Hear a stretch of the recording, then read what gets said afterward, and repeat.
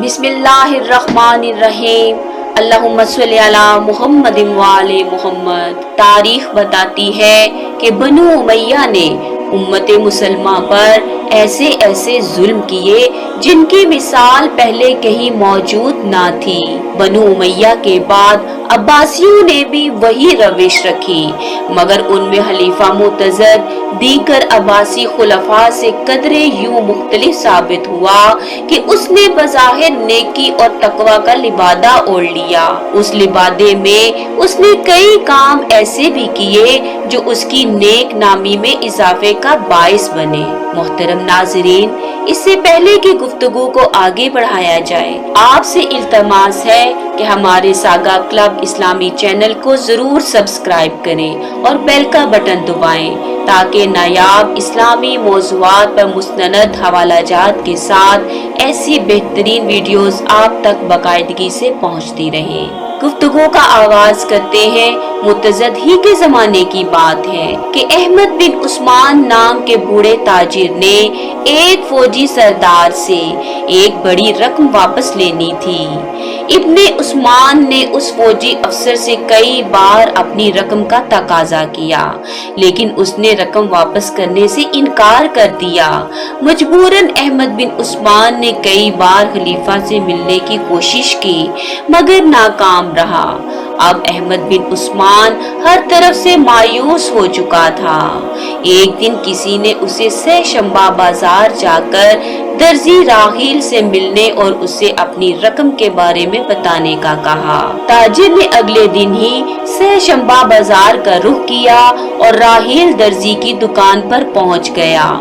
राहील ने उससे आमद का सबब पूछा तो ताजिर ने रोते हुए रकम के बारे में सारी बात उसे बताई और गुजारिश की कि फौजी अफसर से उसकी रकम वापस दिलवा दे। दर्जी ने उसी वक्त फौजी अफसर से मुलाकात की और उसे कहा कि फौरन ताजिर की रकम वापस करे। फौजी अफसर ने बगैर किसी तामुल के ताजिर की रकम वापस कर दी। इस वाक़ये ने ताजिर को हैरत में डाल दिया। उसने दर्जी से इसरार किया और कहा, ऐ बंदाए खुदा, फौजी अफसर ने बिना किसी उज्र के फौरन रकम कैसे अदा कर दी? ये लोग जो किसी की बात नहीं मानते, वो तुम्हारे हुक्म की अतात कैसे करते हैं? दर्जी ने कहा, मेरे साथ अजीब वाक़या हुआ था, तुम्हें बता देता हूँ। एक बार मैं इशा की नमाज के बाद घर वापस जा रहा था। उसी रास्ते पर एक खूबसूरत औरत भी जा रही थी। इत्तफाकन एक तुर्क अफसर शराब की मस्ती में अपने घर से बाहर निकला। वो राह से गुजरते हुए लोगों को देख रहा था, हत्ता कि उसकी निगाह उस खूबसूरत औरत पर जा ठहरी।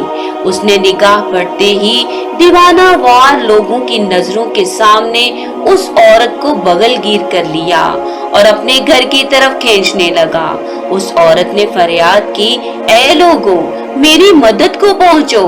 मैं ऐसी वैसी औरत नहीं, बल्कि एक इज्जतदार खातून हूँ। मेरे शोहर ने कसम खाई है कि अगर एक रात भी घर से बाहर रही तो मुझे तलाक दे देगा और मेरा घर बर्बाद हो जाएगा। लोग औरत की फरियाद सुनकर भी खामोश रहे। खौफ के मारे किसी को भी जुर्रत ना हुई कि सामने आता। मैं आगे बढ़ा और नरम कलामी से उस अफसर से इल्तिमास की कि वो औरत को छोड़ दे। उसने अपनी तलवार का दस्ता इतने जोर से मेरे सर में मारा कि मेरा सर फट गया। वो अफसर औरत को अंदर खींचकर ले गया। मेरी देखा देखी कुछ और लोग भी आ गए और सबने उसका दरवाजा खटखटाना शुरू कर दिया। वो अफसर अपने मुलाजमीन के साथ बाहर आया और उन्होंने मिलकर सबकी पिटाई कर दी। हम सब वहाँ से मुंतशिर हो गए। मैं घर तो पहुँच गया, मगर मुझे एक पल सुकून न आया। मैं सोच रहा था कि अगर उसने औरत को ना छोड़ा तो उस इज्जतदार औरत की इज्जत भी हाथ में मिल जाएगी और उसका घर भी बर्बाद हो जाएगा। आधी रात तक मैं इसी फिक्र में परेशान रहा। अचानक मेरे दिल में एक ख्याल आया कि आज की रात ये नशे में मस्त है और उसे वक्त की कोई खबर नहीं। अगर इस वक्त अजान सुनेगा तो यही समझेगा کہ صبح ہو گئی، لہٰذا وہ عورت کو چھوڑ دے گا۔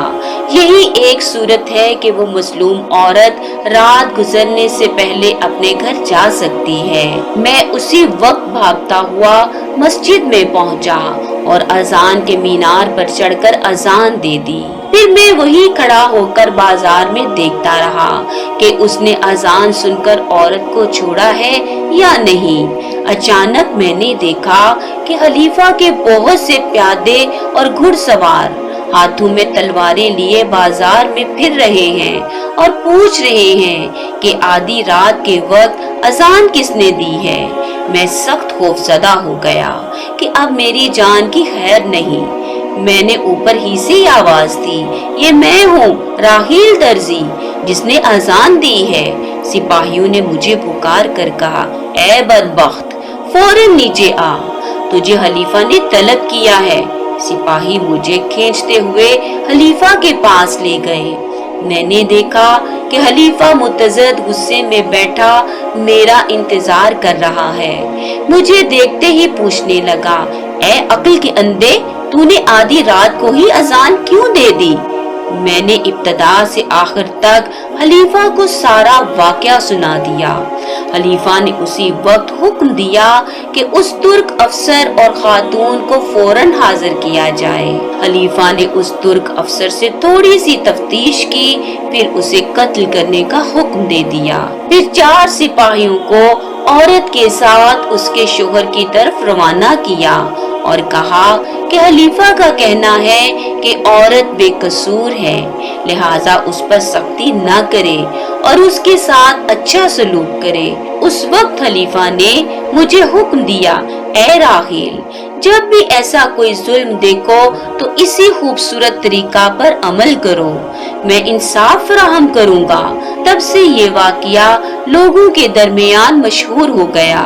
اس کے بعد سے لوگ میرا خیال رکھتے ہیں اور میرا کہا مانتے ہیں۔ یہی وجہ ہے کہ اس فوجی افسر نے بلا کسی عذر کے تمہاری رقم تمہیں واپس کر دی ہے۔ اللہ کریم ہمیں مظلوم کی مدد کرنے اور ظالم کے خلاف آواز بلند کرنے کی توفیق عطا کرے۔ اللہم صلی علی محمد و آل محمد۔